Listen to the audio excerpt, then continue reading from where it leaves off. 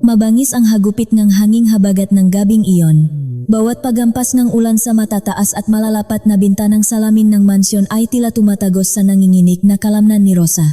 Wala ni isang bituin ang nangahas na sumilip sa kalangitan. Ang tanging nagbibigay ng panandaliang liwanag sa madilim at mahabang pasilyo ng ikalawang palapak ay ang nakakapasong talim ng kitlat na sinusundan ng nakakabinging dagundong ng kulok. Sa bawat pakitlat, panandaliang lumilitaw ang anino nga naglalakihang antigong florera at mga larawang nakasabit sa pader.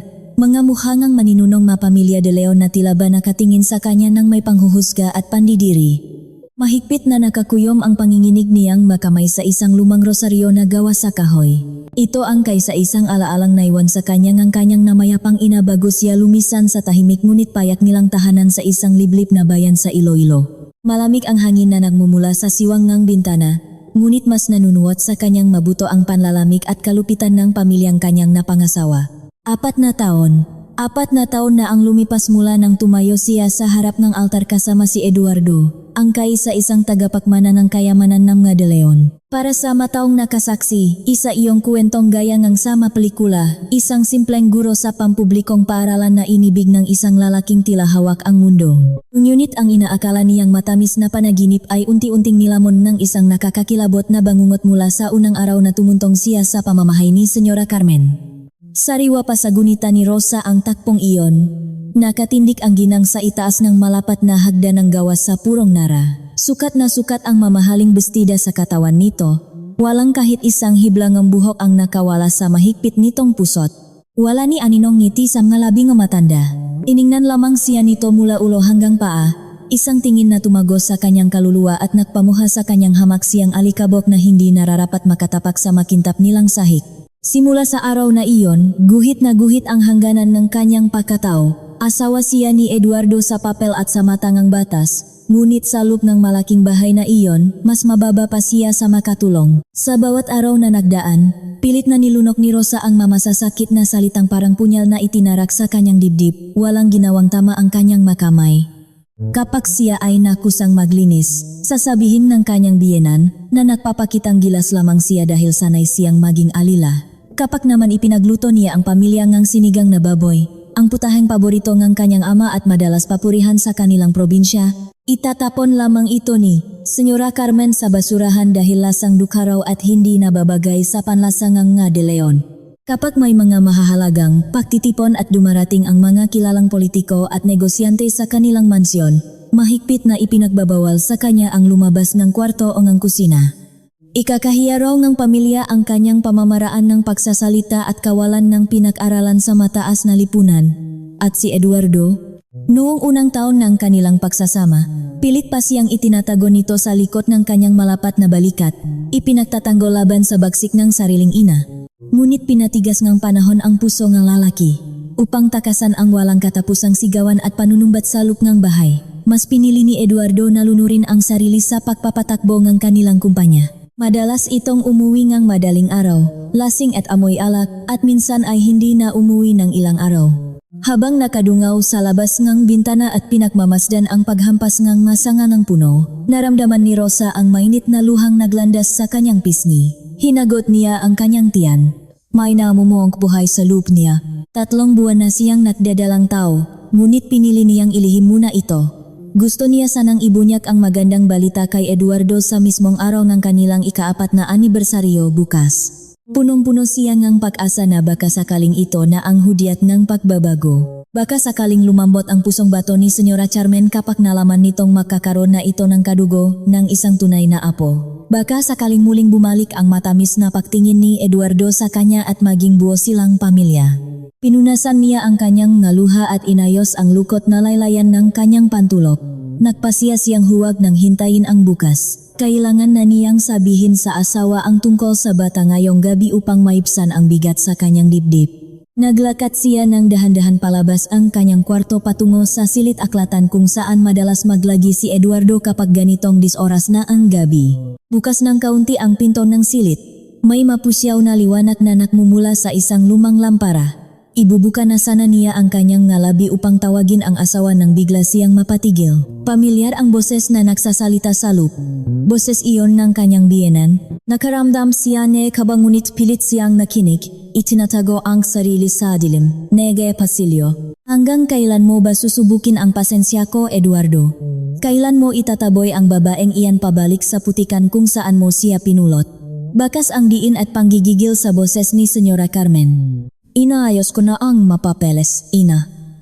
Pakiusap, bigyan mo pa akong kaunting panahon. Wala na siyong mauwian. Nanginginig ang boses ni Eduardo, tila ba naubusan yung hininga. Panahon? 4 na taon mo nang inubos ang panahon natin sa walang kwentang pagpapanggap na ito. Kailan mo ba aminin sa kanya na tayo ang nakpabagsak sa pamilya niya sa Iloilo? Na ang trahedyang pumatay sa mga magulang niya ay hindi isang aksidente kundi utos ko? At kailan mo ba tatapusin ang kasal na ito para makapiling mo na ang tunay mong mag-ina na sina Isabela at ang anak ninyong lalaki na 5 taon nang naghihintay sa iyo? Parang tinakasan ang kaluluwa si Rosa. Tumigil sa pagtibok ang kanyang puso. Nanginig ang kanyang matuhot hanggang sa tuluyan siyang napasalampak sa malamig na sahig, ngunit pinigilan niyang makalihang kahit anong ingay. Kasabay ngang pagbagsak ng malakas na kulok ay ang pagbagsak ng kanyang mundo nang marinig niya ang naging tugon ng kanyang asawa mula sa loob ng silid. Wala akong magagawa, ina. Iyon ang tanging paraan nun upang makuha natin ang buong asyenda nila sa Iloilo nang hindi naghihinala ang nga autoridad. Alam mong si Isabela lamang ang itinitibok ng puso ko at ginawa ko lamang ang pagpapakasal sa babaeng iyon bilang pagsunod sa iyong utos.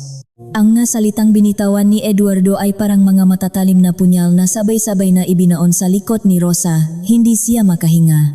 Ang dibdib niya ay tila naipit sa 2 malalaking bato, ang lalaking pinag-alayan niya ng buong buhay. Ang lalaking amang ang batang dinadala niya sa kanyang sinapupunan ay isang halimaw na nakipagsapwatan sa pagpatay sa kanyang mga magulang. Bumalik sa kanyang alaala ang malagim na gabing iyon sa Iloilo. Ang malakas na paglangitnik ng nasusunok na kahoy, ang amoy ngang usok na pumapaso sa baga, at ang nakakakilabot na sigaw ngang kanyang ina at ama habang nilalamon sila ng apoy sa loob ng kanilang maliit na bahay.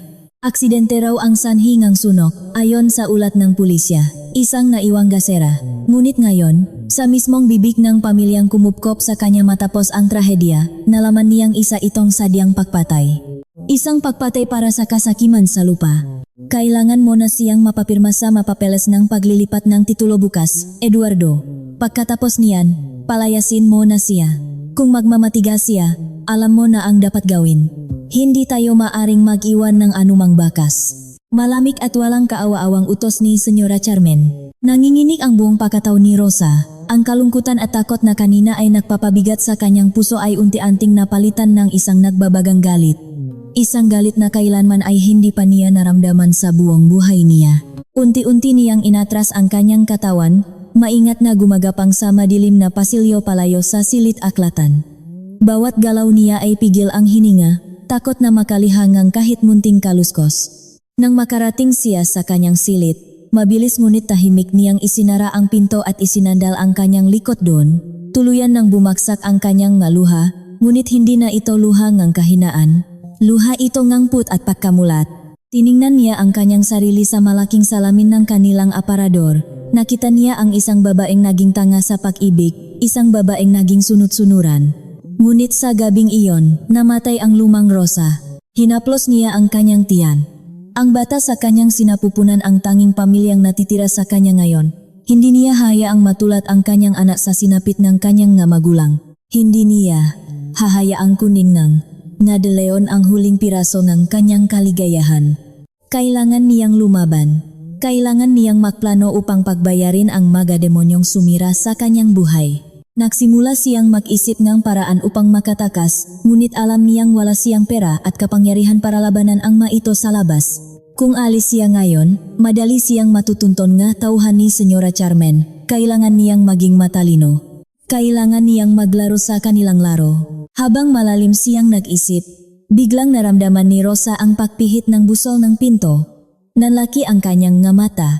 Mabilis siyang tumakbo patungo sa kama, humiga, at nagkumot. Ipinikit niya ng mariin ang kanyang nga mata at pinilit na gawing pantay ang kanyang pahinga, na kukunwaring mahimbing na natutulog. Narinig niya ang marahang pagbukas ng pinto. ang mabibigat na yabag ng mapa ay unti-unting lumalapit sa kanyang direksyon. Amoy na amoy niya ang mamahaling pabango na hinaluan ng tapang ng alak. Tumigil ang mga yabag sa tabi mismong kanyang kama. Naramdaman niya ang paglubok ng kutson habang umupo si Eduardo sa kanyang tabi. Sari-saring emosyon ang nag-away sa dibdib ni Rosa. Gusto niyang bumangon at saksakin ang lalaking ito, ngunit nagtimpi siya. Naramdaman niya ang malamig na kamay ni Eduardo na humaplos sa kanyang buhok. Isang haplos na dati ay nagbibigay sa kanyang angkilik, ngunit ngayon ay nagpapangilabot sa kanyang buong pagkatao.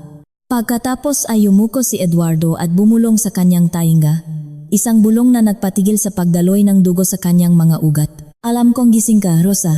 Narinig mo ba ang lahat? Hindi, gumalaw si Rosa.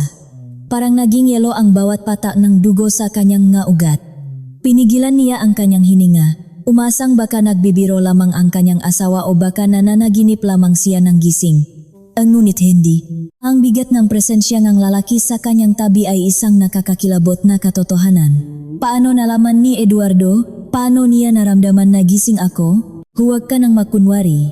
Rosa, malamig na patuloy ng lalaki. Ang boses nito ay walang bahid ng pagmamahal na nakasanayan niya sa loob ng 4 na taon. Naramdaman ni Rosa ang pagdampingang magaspang na daliri ni Eduardo sa kanyang namamasang pisngi. Pinupunasan ang luhang kanina pa tumutulo, ang lakas ng kabok ng dibdib mo. At ang luhang ito, hindi ito luhang panaginip. Dahan-dahang idinilat ni Rosa ang kanyang mamata. Sa liwanag ng kidlat na muling tumagos sa bintana, nakita niya ang mukhang lalaking minahal niya ng lubos. Wala na ang mamong ngiti na bumihag sa kanyang puso nun, wala na ang mapagmahal na mga mata. Isang estranghero ang nakatingin sa kanya ngayon. Isang halimaw na nagtatago sa anyo ng isang kagalang-galang na Ginoo. Bumangon siya. Inilayo ang sarili hanggang sa sumandal ang kanyang likod sa malamig na semento ng pader. Nanginginig ang kanyang buong katawan, hindi dahil sa lamig ng ulan mula sa labas, kundi dahil sa matinding takot at galit na naghahalo sa kanyang dibdib. Bakit, Eduardo? Nanginginig niyang tanong, halos isang bulong ngunit puno ng hinanakit. Bakit ninyo ginawa iyon sa mga magulang ko? Wala kaming inagrabyadong tao, lupa lang iyon, Eduardo. Mga inosenteng buhay ang kinuha ninyo. Tumawa ng mahina si Eduardo, isang tawang walang kaluluwa na umalingaungaw sa tahimik na kwarto. Lupa lang para sa inyo, Rosa.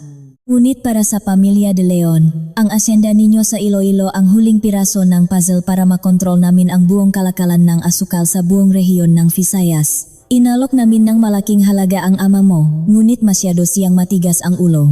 Ayaw niyang ibenta ang lupang pamanarong ng kanyang maninuno, kung hindi namin siya alisin sa daan. Iba ang makikinabang ng pagkakataon. Napahagulgol si Rosa. Pilit niyang tinatakpan ang kanyang bibig gamit ang dalawang kamay upang hindi lumabas ang malakas na pag-iyak na maaring marinig sa buong mansyon. Ang kanyang butihing ang mananakturo sa kanyang makbasa. Ang kanyang mapagmahal na ina na nagtahing kanyang madamit. Sinunok ng buhay para lang sa kasakiman sa salapi at kapangyarihan ng pamilyang ito. At ako, sumbong niya sa pagitan ng malalalim na pagikbi. Bakit kailangan mo pa akong pakasalan kung nakuha niyo na ang lupa matapos silang mamatay? Bakit kailangan mo pa akong paibigin at sirain ang buhay ko? Dahil sa mata ng batas, ikaw ang nag-iisang tagapagmana. Walang kagatol-gatol na sagot ni Eduardo, tila nakikipag-usap lamang tungkol sa isang ordinaryong negosyo. Kailangan kong maging asawa mo para madali at legal na mapasa akin ang lahat ng titulo ng ari-arian na nakapangalan pa rin sa pamilya ninyo. 4 na taon kong inayos ang mapapeles sa tulong ng maabogado ni Ina upang mailipat ang lahat sa pangalan mo nang walang sabit. Ngayon na malinis na ang proseso, kailangan mo na lang pumirma bukas upang isalin ang lahat ng karapatan sa pangalan ko. Tumayo ang lalaki at tiningnan siya mula ibabaw ng may pagamak. Pagkatapos mong pumirma bukas ng umaga, bibigyan kita ng sapat na pera para umalis at bumalik sa kung saan ka man galing. Magsimula ka ngang bagong buhay. Kalimutan mo na ang bahay na ito. Kalimutan mo na ako, dahil bukas na bukas din ay susunduin ko na si Isabela at ang anak namin. Sila ang tunay kong pamilya. Isang mapait na ngiti ang sumilay sa malabi ni Rosa habang nakatingin sa asawa. Ngayon ay malinaw na sa kanya ang lahat. Isa lamang siyang kasangkapan, isang papet sa laro ng mayayamang pamilya ng Dasmariñas. Huwag kang makakamaling lumaban o tumakas, Rosa. Matalim na babala ni Eduardo nang makita ang pagbabago sa ekspresyon sa mga mata ng asawa. Alam mo kung ano ang kayang gawin ni Ina. Kung nagawa naming burahin ang mga magulang mo nang walang nakakaalam at walang pulis na nag-imbestiga, mas madali kitang mapapawala sa mundong ito na parang bula, wala kang kakampi. Tuluyan nang tinalikuran ni Eduardo ang asawa at naglakat patungo sa pinto. Bago tuluyang lumabas, lumingon ito sa kanya sa huling pagkakataon. Nakabantay ang lahat ng mga tauhan namin sa labas, wala kang kawala. Magpahinga ka na dahil mahaba ang araw natin bukas. Nang sumara ang pinto, narinig ni Rosa ang malakas na pagpihit ng susi mula sa labas. Ikinulong siya nito sa sarili niyang kwarto, naiwan siyang nag-iisa sa dilim. Ang hagupit ngang bagyo sa labas ay tila nakikisimpatya sa matinding kaguluhang nagaganap sa kanyang kaluluwa. Pilit niyang kinakalma ang sarili, humihinga ng malalim. Muling napunta ang kanyang mananginginig na kamay sa kanyang tiyan. Ang batang ito, ang inosenteng batang ito na nagtataglay ng dugo nga de leon. Hindi niya hahayaang malaman nila na siya ay nagdadalang tao. At mas lalong hindi, niya hahayaang mapatay siya sa loob ng bahay na ito kasama ang kanyang anak. Kailangan niyang makalabas ngayong gabi. Kailangan niyang takasan ang mga demonyong nagpapanggap na tao. Tumayo siya at mabilis na naglakat patungo sa malaking bintanang salamin. Nasa ikalawang palapag ang kanyang silid. Malakas pa rin ang hangin at walang tigil ang buhos ng ulan. Dahan-dahan niyang binuksan ang bintana at sinalubong siya ngang nakakapasong lamig ng habagat. Tiningnan niya ang ibaba. May isang malaking antigong puno ang mangga sa gilid ng mansyon na ang mamatitibay na sanga ay halos umabot sa pasamano ang kanyang balkonahe. Pwede siyang gumapang pababarun hanggang sa makarating sa likod bahay na madilim at walang bantay. Mahirap, madulas, at napakadelikado lalo na para sa kalagayan niya, ngunit ito lamang ang tanging daan palabas. Wala na siyang ibang pagpipilian. Alam niya sa kanyang puso na papatayin din siya ngang magina bukas kapag nakuha na nila ang kanyang pirma. Dali-dali siyang nahanap ng makapal na jacket sa loob ng aparador. Kinuha niya ang isang maliit na bag at isinilit doon ang kakaunting pera na naipon niya mula sa barya-baryang natitira sa pamimili sa palengke at ang pinakamahalagang rosaryo ng kanyang ina. Buo na ang kanyang loop, wala siyang maiwan na bakas. Dahan-dahan niyang inakyat ang pasamanong bintana. Bumabayo ang ulan sa kanyang mukha, pinalalabo ang kanyang paningin. Basang-basa na ang kanyang madamit at nanginginig ang kanyang buong katawan. Maingat niyang inabot ang pinakamalapit na sangangang puno ng mangga. Nakahawak na ang kanyang kanang kamay sa magaspang na balat ng kahoy. Isang hakbang na lang at makatawid na siya pababa sa kadiliman. Ngunit bago pa man niya may hakbang ang kanyang paa palabas ngayong bintana, isang malamig at napakalakas na kamay ang biglang sumunggap sa kanyang balikat mula sa likuran sa loob ng madilim na kwarto. Halos mabitawan niya ang sangangang puno sa sobrang gulat at pagkakaba. Sino ang nakapasok sa kwarto nang hindi niya namamalayan gayong nakasara at nakakandado ang pinto mula sa labas? Bumilis ang tibok ng puso ni Rosa, tila sasabog ang kanyang dibdib sa sobrang kaba. Isang magaspang at mainit na palat ang mabilis na tumakip sa kanyang bibig upang pigilan ang anumang sigaw na lalabas mula rito. Pilit siyang nagpupumiglas. Ginagamit ang natitirang lakas upang makawala. Ngunit mahigpit ang pagkakahawak ng kung sinuman sa kanyang braso. Hinihila siya nito pabalik sa loob ng madilim na kwarto, palayo sa pasamanong ng bintana at sa nagngangalit na bagyo. Huwag kang maingay, Rosa. Ako ito. Nagmamakaawa ang basak at nanginginig na boses na bumulong sa kanyang tainga. Dahan-dahang inalis ng anino ang pagkakatakip sa kanyang bibig. Sa tulong ng panandaliang liwanag mula sa kidlat, nakilala ni Rosa ang matandang mukha na puno ng kulubot at takot. Amoy na amoy niya ang pamilyar na samyo ngang langis ng niyok at sampagwita. Si Manang Luz, ang pinakamatandang kasambahay sa mansyon na siya ring nag-alaga kay Eduardo mula pa noong bata ito. Siya lamang ang tanging tao sa loob ng malaking bahay na iyon na nagpakita ngang kaunting awa kay Rosa sa loob ng 4 na taon. Kahit palihim at madalas ay sa pamamagitan lamang ng mainit na pandesal na itinatago nito para sa kanya tuwing umaga. Manang. Umiyak na bulong ni Rosa, nanginginig ang buong katawan sa lamig at matinding takot. Paano kayo nakapasok? Nakakandado ang pinto. Hawak ko ang pangalawang susi ng lahat ng kwarto rito. Sagot ng matanda habang mabilis at tahimik na isinasara ang malaking bintanang salamin. Hinila niya ang makapal at mabigat na kurtina upang takpan ang siwang na maaring makita mula sa labas. Nababaliw ka na ba, anak? Gusto mo bang magpakamatay sa gitna ng unos na ito? Wala na akong ibang paraan, Manang. Papatayin nila ako bukas. Narinig ko ang lahat. narinig ko ang plano nila ni Senyora Carmen sa silid aklatan. Sila ang pumatay sa mga magulang ko. At papatayin din nila ako at ang anak ko kapag nakuha na nila ang pirma ko para sa lupa. Pilit na nagpipigil ng malakas na hikbi si Rosa habang nakahawak ng mahigpit sa braso ng matanda, tila isang batang nagmamakaawa ng saklolo. Bumakas ang labis na gulat at matinding lungkot sa mata ni Manang Luz nang marinig ang salitang anak. Tiningnan nito ang tiyan ni Rosa at dahan-dahang inilapat ang magaspang nitong palat doon. Isang malalim at mabigat na buntong hininga ang pinakawalan ng matanda bago ito muling tumingin sa mga luhaang mata ni Rosa.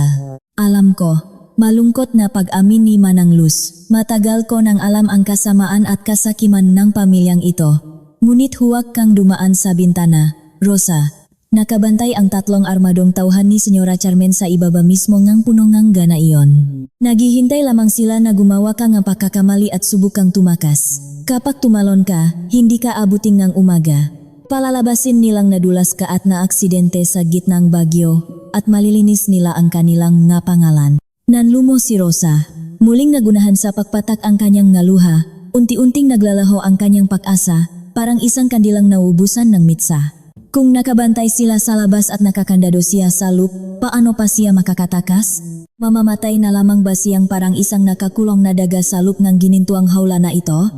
Tumayo si Manang Luz at hinawakan sa makabilang balikat si Rosa. Makinig kang mabuti sa akin. May utang na loob ako kay Mang Tomas, ang mabuti mong ama. Nung nakasakit ng malubha ang anak ko sa probinsya maraming taon na ang nakalipas. Ang ama mo ang nagpahiram sa akin ng pra upang may pagamot siya ng walang hinihinging kapalit. Hindi ko kailanman nakalimutan ang kabutihang iyon. Matagal kong pinikit ang aking mga mata sa mga kasalanan ni Senyora Carmen dahil kailangan kong trabaho para mabuhay. Ngunit hindi ko kayang hayaang mamatay ang isa pang inosenteng dugo mula sa pamilya ninyo. Lalo na ngayon na may dala kang batas sa iyong sinapupunan. Hinilang ang matanda si Rosa patungo sa likurang bahagi ng isang malaking aparador na gawa sa matigas na kahoy ng nara.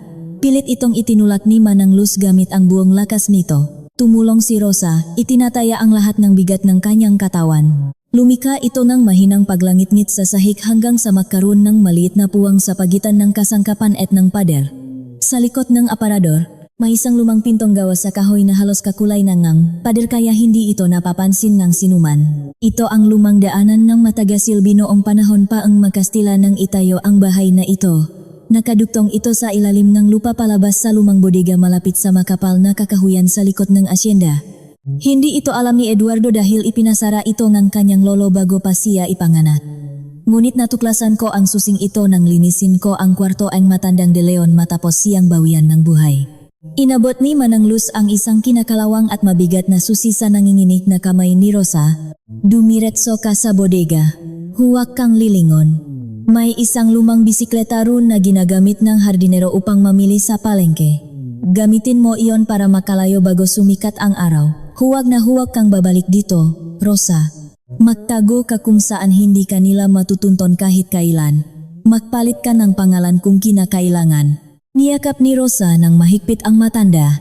Hindi sapat ang salitang salamat upang tapatan ang pag-asa at buhay na ibinibigay nito sa kanya sa mga oras na iyon.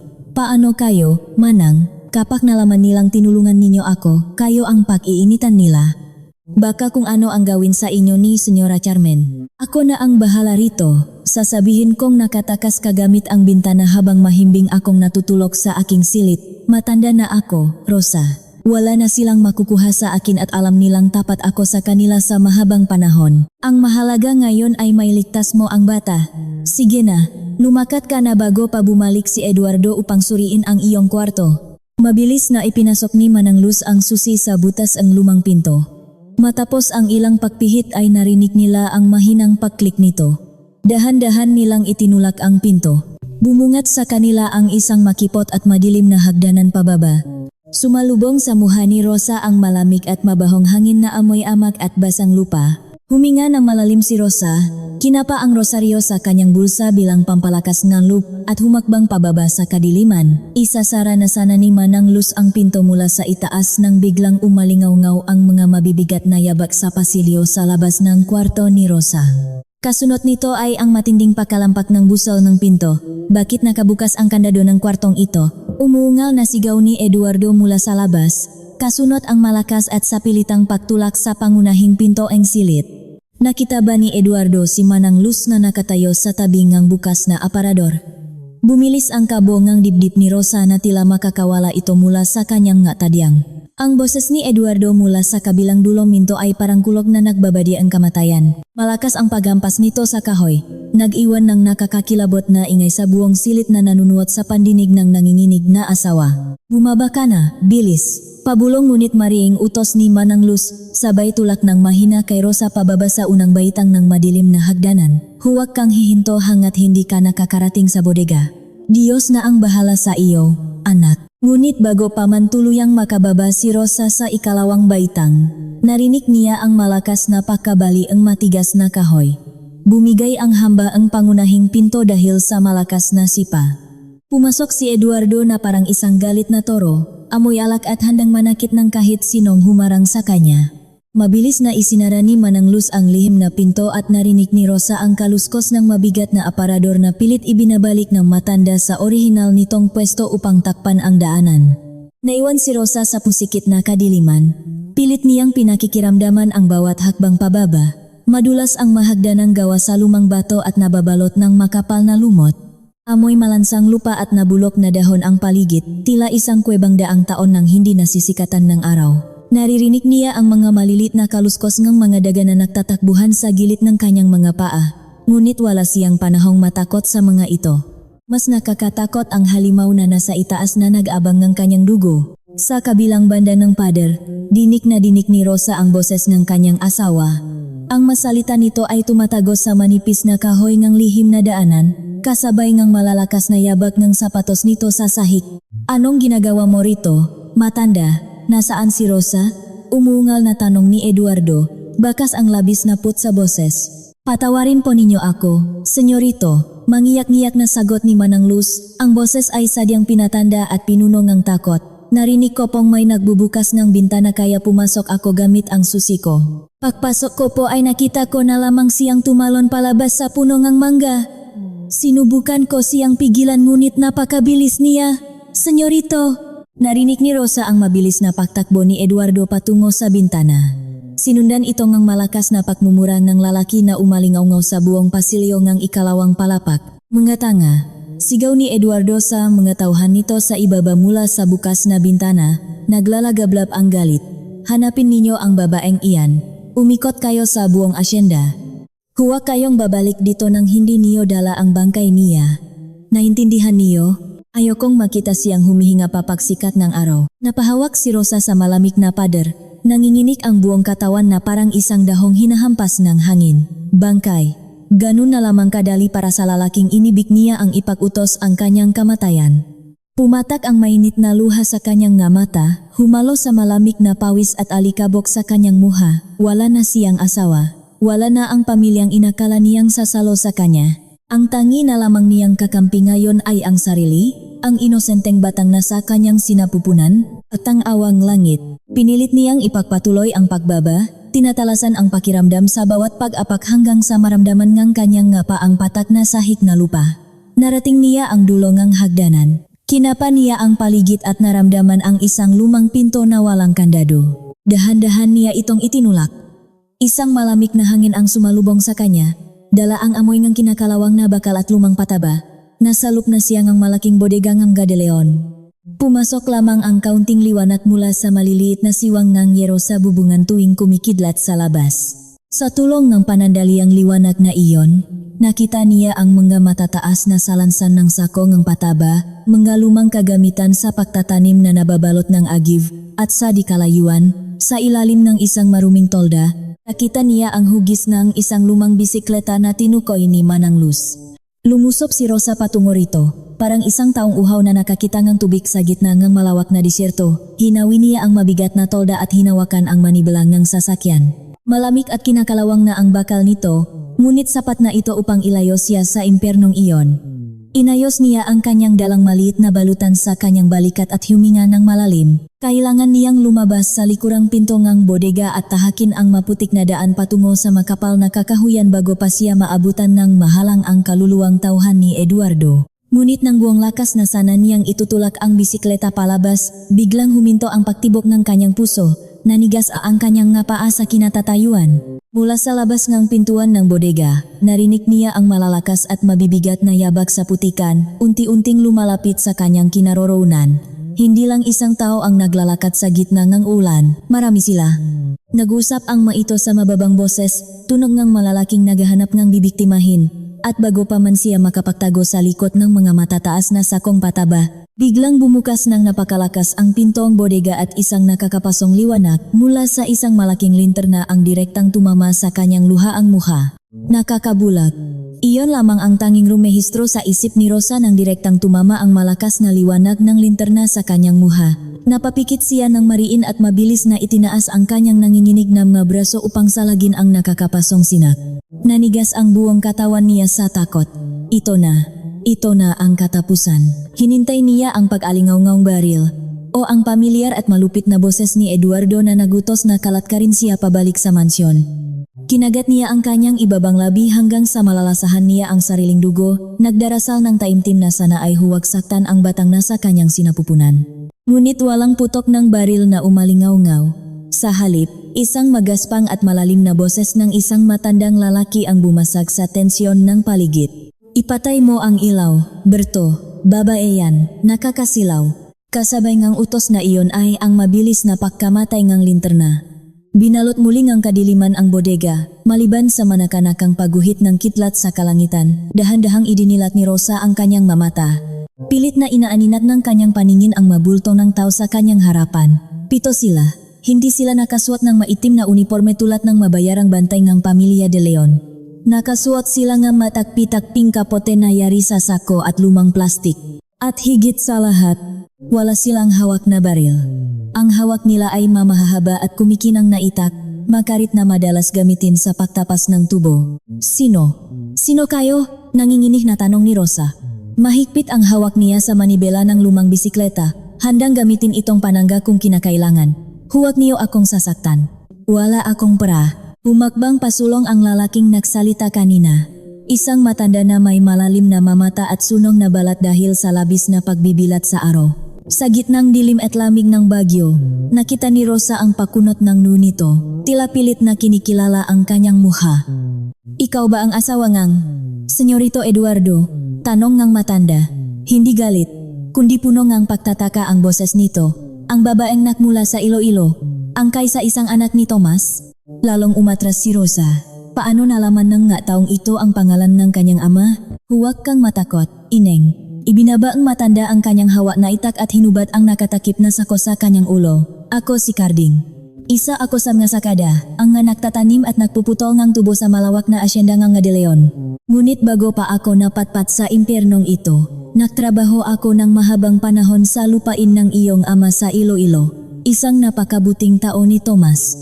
Nang mabalitaan namin ang nangyaring sunog na pumatay sa kanila, alam na naming hindi iyon simpleng aksidente. Kilala namin ang De Leon at ang kanilang pakauhaw sa kapangyarihan. Hindi makapaniwala si Rosa sa kanyang naririnig. Sa gitna ngang kaguluhan at pagtatangka sa kanyang buhay, isang kaibigan ngang kanyang namayapang ama ang biglang sumulpot mula sa dilim. Narinig namin ang sigawan mula sa mansyon, patuloy ni Mang Carding, lumingon sa labas ng bodega kung saan patuloy pa rin ang hagupit ng ulan. Nalaman naming pinaghahanap kang ang tauhan ni Eduardo para patayin. Papunta kami rito sa lumang bodega para sana kumuhangam itatapon na pataba. Pero hindi namin inaasahan na ikaw ang makikita namin dito. Tuluyang bumagsak ang mga luha ni Rosa. Nabitiwan niya ang bisikleta at napaluhod sa malamig at basang lupa.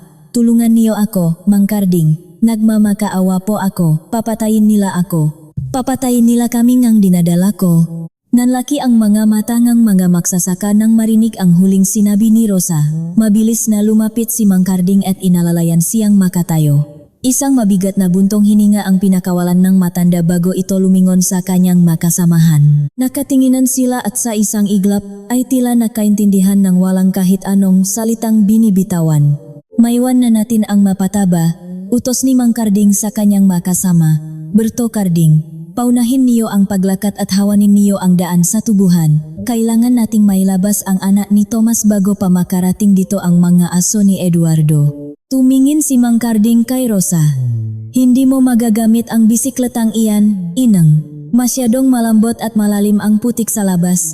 Lulubok lang ang magulong at mababagal tayo. Kailangan nating tumakbo sa gitna ng tubuhan patungo sa ilog. May maliit na bangka kaming nakatagoro na tatawid papunta sa pambansang lansangan. Kaya mo ba?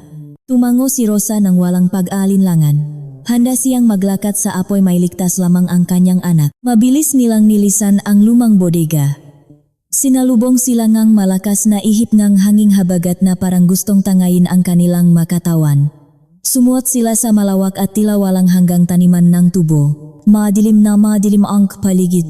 Ang tangi lamang gumagabay sa kanila ay ang malikot ng mamagsasaka na sanay na sa pasikot-sikot ng asyenda. Napakabigat ngang bawat hakbang ni Rosa. Ang putik sa lupa ay parang kumunoy na pilit humihigop sa kanyang mapaa pababa. Ang mga dahon ng tubo na hinahampas ng malakas na hangin ay parang mga patalim na walang awang humihiwas sa kanyang nga braso at binti. Mahapdi ang bawat sugat na liha nito, humahalo sa lamig ng ulan at pawis ng kanyang pagod, ngunit hindi siya dumaing. Mahigpit niyang nakayakap ang isang braso sa kanyang tiyan habang ang isa ay pilit na inihahawi ang mga matitigas na sangangang tubo. Ilang beses siyang nadapa sa putikan, ngunit mabilis din siyang itinatayo ni Mang Karding. Walang oras para magpahinga. Bawat segundo ay buhay ang nakataya. Alo sumawok na ang dibdib ni Rosa sa kakahabol haininga. Namanhit na ang kanyang mapaa at pakiramdam niya ay bibigay na ang kanyang buong katawan. Malapit na tayo. Sigaw ni Berto mula sa unahan. Ang boses ay nakikipagpaliksahan sa dagundong ng kulok. Natatanaw ko na ang kakahuyan malapit sa ilog. Isang mahinang ngiti nga pag-asa ang sumilay sa mga labi ni Rosa. Ilang daang hakbang na lamang at makakatawid na siya palabas sa impyernong lupain na ito, makakalaya na siya. Ngunit bago pa man sila makarating sa dulong tubuhan, isang nakakakilabot na tunog ang nagpatigil sa paktibok ng puso ni Rosa. Mula sa kanilang likuran, nangibabaw ang malalakas na alulong ng maasong pangangaso. Sinundan ito ng nakasisilaw na liwanag mula sa malalaking spotlight na umiikot at tumatagos sa kakahuyan. Sundan ang mga aso. Amoy nila ang dugo mula sa mga sugat sa tubuhan. Umalingaw-ngaw ang pamilyar at malupit na utos mula sa di kalayuan. Boses ni Eduardo. Kasabay ngang pagkabasa ng kidlat sa kalangitan ay ang nakakabinging putok ng isang mahabang baril. Isang mainit na likido ang tumalsik sa mukha ni Rosa. Bago pa man niya maintindihan ang nangyayari, nakita niya ang duguang katawan ni Berto na bumaksak sa harapan niya.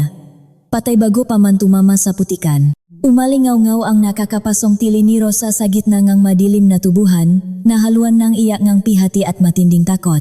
Ang mainit na dugo ni Berto na tumalsik sa kanyang nanginginig na mukha ay tila nakbabagang apoy na gumising sa kanya sa malagim na katotohanan ng mundong kanyang ginagalawan. Hindi ito isang masamang panaginip na madaling takasan kapag iminulat ang mamata. Ang lalaking pinag-alayan niya ng buong buhay at pagmamahal ay isang halimaw na walang sinasanto. Uhaw sa dugo at nabubuhay sa kasakiman. Bumaksak si Rosa sa malamig na putikan. Ang matuhot ay nanghihina sa labis na pagkasindak. Gusto niyang sumigaw, gusto niyang magwala sa galit, ungit tila umatras ang kanyang dila nang makita ang walang buhay na katawan ng magsasaka, na umagos ang sariling dugo sa lupang araw-araw nitong sinasaka at inaalagaan. Tumayo si Mang Karding. Bakas sa mukha ngang matanda ang labis na hinakpis sa kalunos-lunos na sinapit ng kasamahan, ngunit mas nangingibabaw ang matinding determinasyon nitong mabuhay at tumupad sa pangako. Hinablot niya ng mahigpit ang panginginih na braso ni Rosa at pilit itong itinayo mula sa kumunoy ngang putik. Wala tayong oras para manangis. Takbo, Rosa. Wala kang mapapala kung hahayaan mong patayin ka rito. Malakas at nanginginig na utos ang matanda habang pilit siyang hinihila palayo sa duguang bangkay, hindi lumilingon sa likuran. Nanginginig at halos hindi na may karga ngang gabinti ni Rosa ang kanyang sariling timbang, ngunit pinilit niyang ihakbang ang kanyang nga paa. Umiyak siya ng walang patit habang tumatakbo, hinahawi ang mga matatalim na dahon ng tubo na walang awang sumusugat at humihiwa sa kanyang mga braso at mukha. Bawat patak ng ulan ay parang mailo na lalong nagpapamanhid sa kanyang pagkatao. Narinig niya ang malalakas at mababangis na tahol ng maasong pangaso, mas malapit na ngayon, tila naamoy na ang sariwang dugo sa hangin. Ang matatalim na liwanag mula sa mga malalaking linterna ng maarmadong tauhan ay naglalaro sa kanilang likuran. Pilit na hinahanap ang kanilang mga anino sa gitna ng matataas at matitigas na tanim. Rosa, lumabas ka diyan. Hindi ka makakatakas sa akin kahit saan ka pa magtago. ang demonyong boses ni Eduardo ay mas malakas at mas nakakakilabot kaysa sa kulok na dumadagundong sa kalangitan. Walang awa kong papatayin ang lahat ng hamak na sakadang tutulong sa iyo. Kapag nakuha kita, titiyakin kong pagsisisihan mo kung bakit ka pa ipinanganak sa mundong ito. Ang bantang kanyang asawa ay tila isang balaraw na tumagos sa puso ni Rosa. Napahawa siya ng mahigpit sa kanyang tiyan. Ang bata, ang nag-isang natitira sa kanya, kailangan nilang mabuhay para sa inosenteng batang ito. Ginamit niya ang huling pataang kanyang nauubos na lakas upang sabayan ang mabilis na pagtakbo nga magsasaka, nilalabanan ang hapding ng sugat at ang lamig ng bagyo. Matapos ang tila walang katapusang pakikipagbuno sa makapal na putik at matitigas na puno ng tubo, marahas nilang hinawi ang manggahuling halaman. Sumalubong sa kanila ang rumaragasang ilok sa dulo ng asyenda. Malakas, maingay at napakapanganib ng agos dahil sa walang patit na buhos ng ulan mula pa kaninang hapon. Ang tubig ay kulay tosokolate, may tanggay na mga malalaking sangga ng puno, mga tuwod, at mga bato na maring sumira ng anumang maliit na sasakyan. Sa gilid ng maputik na pampang, nakatali sa isang malaking bato ang isang luma at manipis na bangkang gawa sa kahoy. Sakay na, ineng, bilis. Nagmamadaling utos ni Mang Karding. Pilit na inalalayan si Rosa na makatuntong sa umugang bangka habang hinahampas sila ng malalaking alon. Sumunod si Rosa at maingat na umupo sa pinakagitnang bahagi, nakahawak ng mahigpit sa gilid ng kahoy hanggang sa pumuti ang kanyang mabuko sa kamay. Sumampa ang isang sakada upang tulungan si Mang Karding sa pagsagwan, ngunit ang kaisa-isa pang kasamahan nila, si Karding, ay nanatiling nakatayo sa maputik na pampang. Mahigpit ang hawak nito sa mahaba at matalim niyang itak, nakaharap sa madilim na tubuhan kung saan palapit ng palapit ang mga nakakapasong ilaw at alulong ng maaso. Karding, anong ginagawa mo? Sumakay ka na rito. Malulunod tayo at abutin tayo ng mahalimaw na iyan kung magtatagal pa tayo. Sigaw ni Mang Karding. Bakas ang matinding kaba, takot, at pag-aalala sa boses. Ako na ang bahala sa maaso at sa mga demonyong iyan, Karding. Ilayo mo ang anak ni Tomas. Malaki ang utang na loob ko sa pamilya nila. Ang asyenda nila sa Iloilo ang umampon at nagpakain sa pamilya ko noong panahong mamatay-matay kami sa gutom. Panahon na para magbayad ako ng utang ko. Isang malungkot ngunit napakatapang na ngiti ang sumilay sa labi ng magsasaka bago ito tuluyang lumingon at humakbang pabalik sa madilim na kakahuyan upang salubungin ang kamatayan. Napahagulgol ng tuluyan si Rosa. Ang bigat ng kanyang dibdib ay hindi na kayang dalhin ng kanyang mahinang katawan. Mga inosenteng buhay ang isinasakripisyo. Mga taong wala namang kasalanan ang kusang nagbubuwis ng kanilang sariling hininga para lamang iligtas siya at ang kanyang anak. Ang pamilyang pumatay sa kanyang mamagulang ang siya ring pumapatay ngayon sa mataong tumutulong sa kanya. Wala nang nagawa si Mang Karding kundi ang mabilis na kalagin ang makapal na tali at buong lakas na itulak ang bangka sa rumaragasang tubig. Sinimulan nilang sagwanin ang malamig na ilog, buong tapang na nilalabanan ang malakas na agos na tila gustong lamunin at baliktarin ang kanilang maliit na sasakyan. Nasa kalagitnaan na sila ng maingay na ilog nang biglang maglabasan mula sa mga matataas na tubo ang mga mababangis na aso at ang mga armadong tauhan ng mga de leon. Mula sa bangka, narinig nila ang magkakasunod na putok ng baril at ang isang malakas na daing ng naiwang magsasaka na pilit na pinigilan ang mga humahabol. Napapikit ng mariin si Rosa. Tinakpan ang kanyang matainga habang nagdarasal para sa kaluluwa ng taong naalay ng buhay para sa kanyang kalayaan. At mula sa pusikit na dilim ng maputik na pampang, lumitaw ang mataas na bulto ng isang lalaking nakasuot ng makapal na itim na kapote. Ang matalim na liwanag mula sa hawak nitong linterna ay direktang tumama sa tumatakas na bangka. Si Eduardo. Nakatayo ito sa gilid ng rumaragas ang ilog, ang mukha ay baluktot sa labis na galit at put parang isang demonyong umakyat mula sa kailaliman ng lupa upang bawiin ang kanyang biktima. Nang makita nitong nasa gitna na ng ilog ang bangka at hindi na maabot ng kanyang maaso at tauhan, inagaw ni Eduardo ang isang mahabang baril mula sa bantay na nasa kanyang tabi. Walang kahit anong pag-atubili. Itinaas niya ito, inasinta ang gitnang bahagi ng bangka kung saan nakaupo ang kanyang asawa at walang pusong kinalabit ang gatilyo.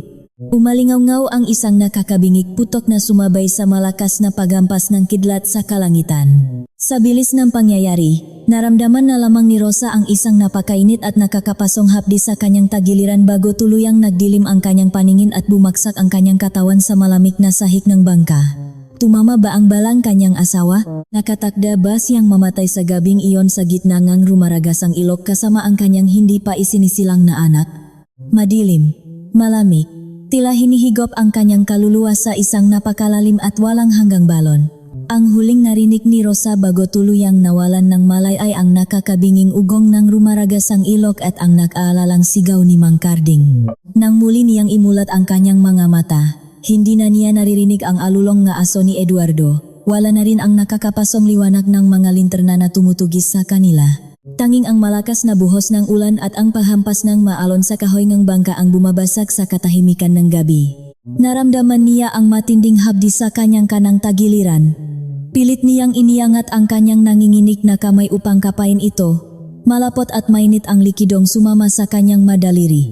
Dugo. Daplis lamang ang tamangang bala na pinakawalan ng sarili niyang asawa, ngunit sapat ang lalim ng sugat upang magdulot ng matinding pagdurugo at panghihina ng kanyang buong katawan. Diyos ko, salamat at gising ka na, Ineng.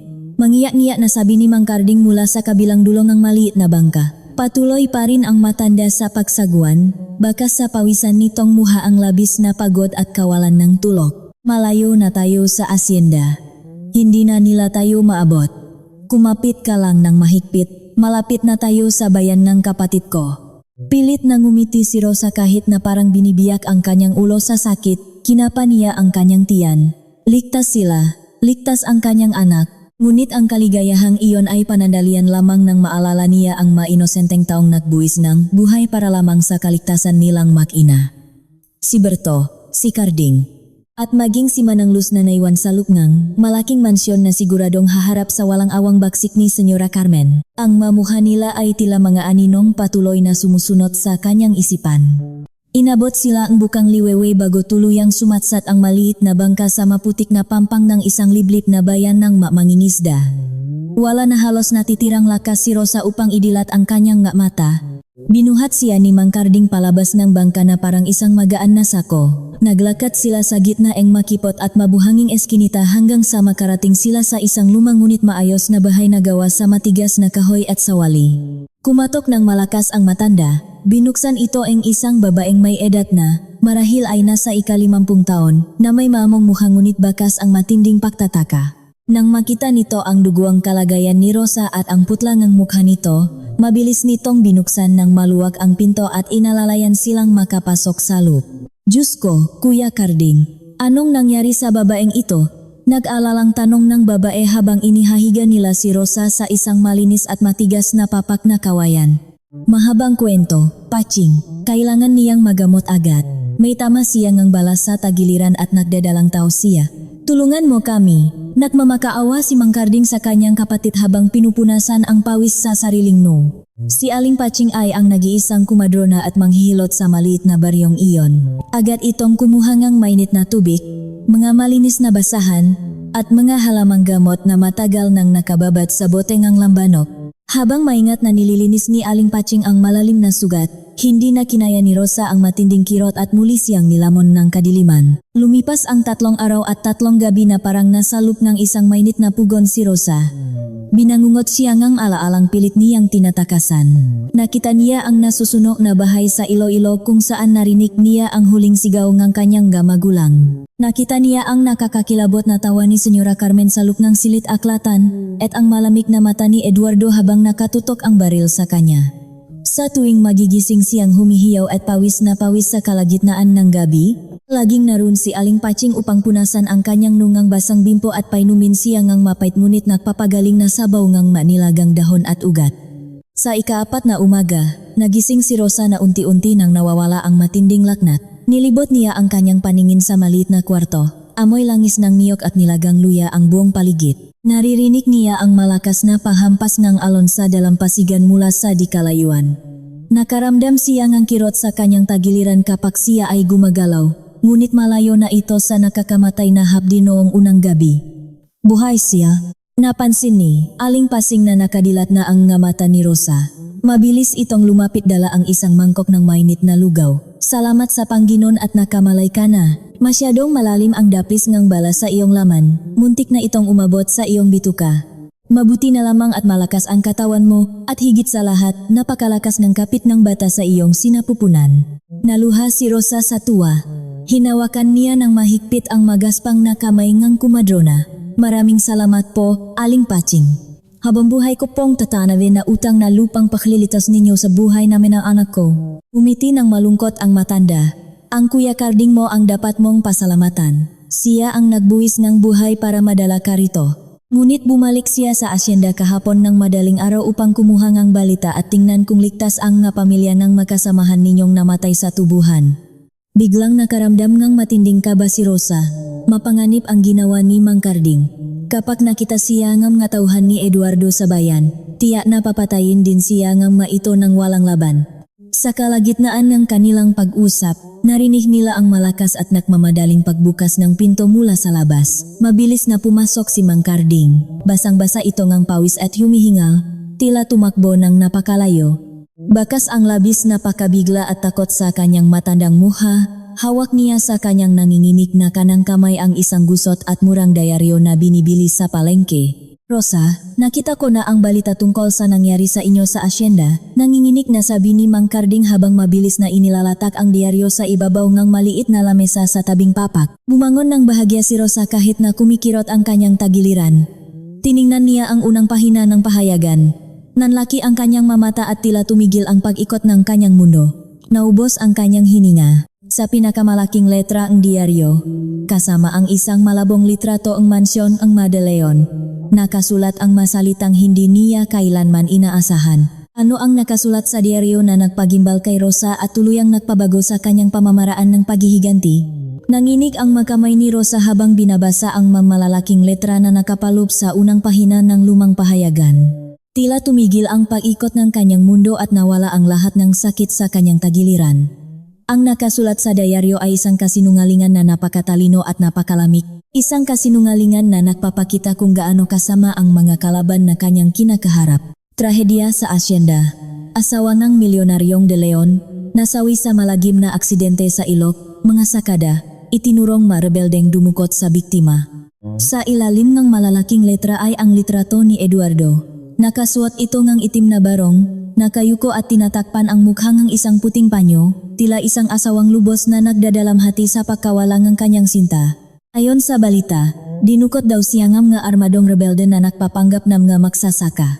Sinubukan daw siyang iligtas ni Eduardo at nang matauhan nito hanggang sa umabot sila sa ilog, ngunit sa kasamaang palat, tumaop daw ang bangkang sinasakyan nila at tinangay siya ng malakas na agos. Isang bangkay ngang babae na hindi na makilala dahil sa tagal sa ilalim ng tubig ang natakbuhan ilang kilometro mula sa asyenda at kinumpirma raw ni Eduardo na iyon ay ang kanyang asawang si Rosa sa pamamagitan ng isang kwintas. Ang makasamahan ko, ang mainosenteng kaibigan ko, nanginginig na bulong ni Mang Carding, nakakuyom ang makamao hanggang sa pumuti ang mabuko nito. Pinalabas nilang mamasasamang tao sina Berto at Carding. Ginamit nila ang mabangkay ng makaibigan ko para paktakpan ang sarili nilang krimen. Magademonyo, magahayop. Hinintay ni Aling Paching na bumaksak ang maluha ni Rosa. Hinintay nitong magwala ang dalaga, sumigaw o magmakaawa sa langit dahil sa matinding kawalang katarungan na ginawa sa kanya at sa mga taong nagligtas sa kanya. Ngunit walang luhang pumatak mula sa mga mata ni Rosa. Walang hikbi, walang pagmamakaawa. Sa halip, isang nakakapanindig balahibong katahimikan ang bumalot sa dalaga. Dahan-dahan niyang ibinaba ang pahayagan sa ibabaw ng papak. Tumingin siya sa malayo, sa labas ng maliit na bintana kung saan nahahampasan ang naalon sa dalampasigan. Ang kanyang mga mata na dati ay puno ng takot, pag-asa, at pagmamahal, ay tuluyan ng nabalot ng isang malamig at matigas na yelo. Ang Rosa na palaging umiyak, ang Rosa na umaasang magbabago pa ang kanyang asawa, ay tuluyan ng nalunot at namatay sa rumaragasang ilog na iyon. Patay na ako, Mang Carding, malamig at kalmadong sabi ni Rosa. Ang boses niya ay walang bahid na naanumang emosyon, parang isang patalim na bagong kasa. Nakatinginan sina Mang Carding at Aling Pasing, bakas ang pangamba na baka nabalif na ang dalaga dahil sa matinding trauma. Rosa, inang, narito ka, buhay ka. Ligtas kayo ng anak mo, pag-alo ng matandang kumadrona. Hindi niyo ba naiintindihan? Lumingon si Rosa sa makapatid. Isang mapait na ngiti ang sumilay sa kanyang mga labi. Ito ang pinakamalaking pagkakamali ni Eduardo. Sa labis niyang pagmamadali na makuha ang mga ari-arian ng pamilya ko at malinis ang kanyang pangalan, idineklara niya akong patay. At dahil patay na ang asawa niya, hindi na niya ako hahanapin. Titigil na ang pagtugis nila, binigyan nila ako ng kalayaan. Kalayaan na magtago sa dilim at mahanda. Lumapit si Mang Karding at umupo sa paanan ng papag. Ano ang ibig mong sabihin, Rosa? Anong balak mo? Hindi ka maaring magpakita sa kanila. Hawak nila ang batas. Hawak nila ang pulisya at ang mga opisyal sa probinsya. Hindi ko sila lalabanan ngayon, Mang Karding. Walang laban ang isang hamak na Rosa na walang pera at walang kapangyarihan. Ngunit magbabago ang ikot ng mundo. Hinaplos niya ang kanyang tiyan. Isang pangako ang isang ina sa kanyang hindi pa isinisilang na anak. Kung kinuha nila ang lahat sa akin sa pamamagitan ng batas at pera, gagamitin ko rin ang batas at pera upang bawiin ang lahat at durugin sila hanggang sa pinakahuling buto ng kanilang pamilya. Hindi na ako si Rosa. Namatay na si Rosa de Leon. Napabuntong hininga si Mang Karding. May kinuha ang matanda mula sa malalim na bulsa ng kanyang lumang pantalon. Isang maliit na kahon na gawa sa kahoy at binalot sa lumang tela. Matagal itong nakatitig sa kahon bago dahan-dahang inabot kay Rosa. Bago mamatay ang ama mong si Tomas sa sunok, lingit sa kaalaman ng marami, nakita kami sa palengkeng Iloilo, panimula ni Mang Karding. May kutop na siyang may masamang mangyayari sa kanya. Ibinigay niya sa akin ang kahon na ito. Ang bilin niya, kung may mangyari man sa kanya at sa iyong ina, hanapin daw kita at ibigay ito sa iyo nang walang nakakaalam. Hindi ko ito naibigay agad dahil kinabukasan din ay natupok na ang inyong bahay at mabilis kang kinuha nga de Leon upang pakasalan ni Eduardo. Wala na akong naging pagkakataon na lapitan ka dahil palagi kang pinaliligiran ng kanilang nabantay. Nanginginig ang makamay ni Rosa nang buksan niya ang maliit na kahon. Sa loob nito ay may isang lumang libreta de bangko at isang sulat na gawa sa kamay ng kanyang ama. Binasa niya ang sulat. Nakasaad doon na batid ng kanyang ama ang maitim na balak ng nga de Leon sa kanilang lupain. Dahil dito, palihim nitong ibinenta ang kalahati ng kanilang maari-arian sa ibang probinsya taon na ang nakalipas at itinago ang pera sa isang lihim na bangko sa Maynila sa ilalim ng pangalan sa pagkadaga ng kanyang ina. Isang pangalan na hindi kailanman malalaman ni Eduardo. Ang halaga ng prasalup ng libreta ay sapat upang bumili ng isang buong siyudad. Napapikit si Rosa, ang kanyang ama, hanggang sa huling hininga nito, ay siniguradong may matatakbuhan siya. Ang mga luhang kanina pa niya pinipigilan ay tuluyan ng pumatak, ngunit ngayon, luha ito ng pasasalamat at matinding pag-asa. Lilisanin natin ang lugar na ito kapag kaya ko nang maglakat, matapang na utos ni Rosa, pupunta tayo sa Maynila. Mang Karding, Aling Paching, sumama kayo sa akin. Tulungan ninyo akong palakihin ang batang ito. At tutulungan ko kayong mabigyan ng katarungan ang makasamahan ninyong pinaslang. Lumipas ang mga buwan sa isang tagong apartment sa gitna ng siksikan at maingay na siyudad ng Maynila. Doon ay nanganak si Rosa ng isang malusok na sanggol na lalaki. Pinangalanan niya itong Tomas, bilang parangal sa kanyang butihing ama. Sa tulong ng perang iniwan ng kanyang magulang at sa husay ni Aling Paching at Mang Karding na naging tapat niyang pamilya, dahan-dahang bumangon si Rosa. Ginamit niya ang isang bagong pagkakakilanlan. Pinatay niya ang probinsya ng si Rosa at ipinanganak ang isang matapang at edukadang negosyante na si Victoria Montenegro. 5 taon. 5 mahaba at nakakapagod na taon ang lumipas. Ginamit ni Victoria ang pera upang mag-aral ng negosyo. Bumuo ng nga koneksyon sa mga matataas na tao sa gobyerno at palaguin ang yaman na iniwan sa kanya. Bumili siya nga naluluging kumpanya at pinabangon ang mga ito. Naging kilala siya sa buong Maynila bilang isang mahiwagang ngunit napakayaman at walang awang mamumuhunan na hindi kailanman nagpapakita ng muha sa mapampublikong pahayagan. Lahat ng galaw niya ay kalkulado. Lahat ng desisyon ay patungo sa isang layunin, ang pagbabalik sa Dasmariñas Village at ang pagwasak sa imperyo nga de Leon. Sa kabilang banda, ang pamilya de Leon ay lalong nagpakasasa sa kayamanan. Ikinasal si Eduardo kay Isabela 6 na buwan lamang matapos ang sinabing pagkamatay ni Rosa. Itinira nila sa mansyon ang kanilang anak na lalaki at patuloy na naging mga hari at reyna ng asukal sa Visayas. Ngunit lingit sa kaalaman ng lahat, ang kumpanya ng De Leon ay palihim na nalulubog sa napakalaking utang dahil sa palpa na pamumuhunan ni Eduardo at sa labis na pagwawaldas ni Senyora Carmen sa masugal at mamahaling alahas. At ang bangkong nagpapautang sa kanila ay lihim na binili at pagmamay-ari na ni Victoria Montenegro. Isang malamig na gabing Disyembre, malakas ang tuktok ng maklasikong musika sa lupnang isang naglalakihang bulwagan ng isang 5 bituing hotel sa Maynila. Isang marangyang piging ang inorganisa ng Pamilya De Leon upang ipagdiwang ang kanilang ika-10 taon ng pamamayagpag sa negosyo at upang makahanap ng mabagong mamumuhunan na sasagip sa palubok nilang kumpanya. Naroon ang mga pinakamayayaman at pinakamakapangyarihang tao sa lipunan. Nakatayo si Eduardo sa gitnang entablado. Suot ang kanyang pinakamahal na itim na Amerikana. May hawak na kopitang alak at pilit na ipinapakita ang kanyang mapanlinlang na ngiti. Sa tabi niya ay ang kanyang asawang si Isabela at ang mapagmataas na si Senyora Carmen. Mga kaibigan, mapanauhin, panimula ni Eduardo sa mikropono, ang boses ay umaaling-aungaw sa buong bulwagan. Maraming salamat sa inyong pagdalo ngayong gabi. Ang Pamilya De Leon ay patuloy na magiging haligi ng industriya.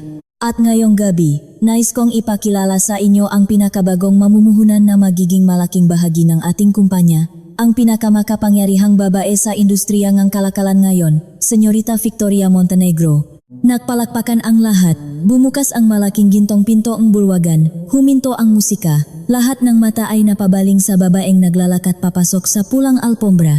Nakatayo siya ng tuwid at puno ng kumpiyansa. Suot niya ang isang napakagandang pulang kasuotan na nagpapatingkad sa kanyang maputing balat. Ang kanyang buhok ay maikling-maikli at nakaayos sa estilong napakamoderno. May suot siyang mamahaling kwintas na diamante na kumikinang sa ilalim ng nga ilaw. Wala na ang maamong mukha ng probinsyana.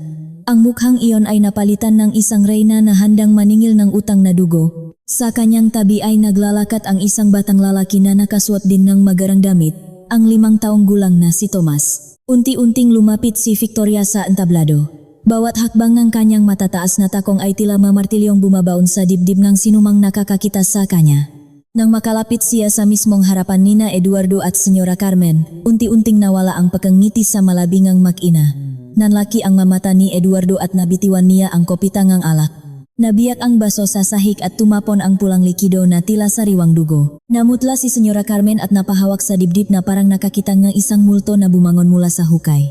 Ikaw, nanginginig na bulong ni Eduardo, hindi makapaniwala sa nakikita ng kanyang sariling mamata. Paanong naging ikaw? Ngumiti si Victoria Montenegro, isang ngiting kasing lamig ng hangin noong gabing siya ay tinangkang patayin. Magandang gabi, Eduardo, malambing ngunit nakakakilabot na bati ni Victoria.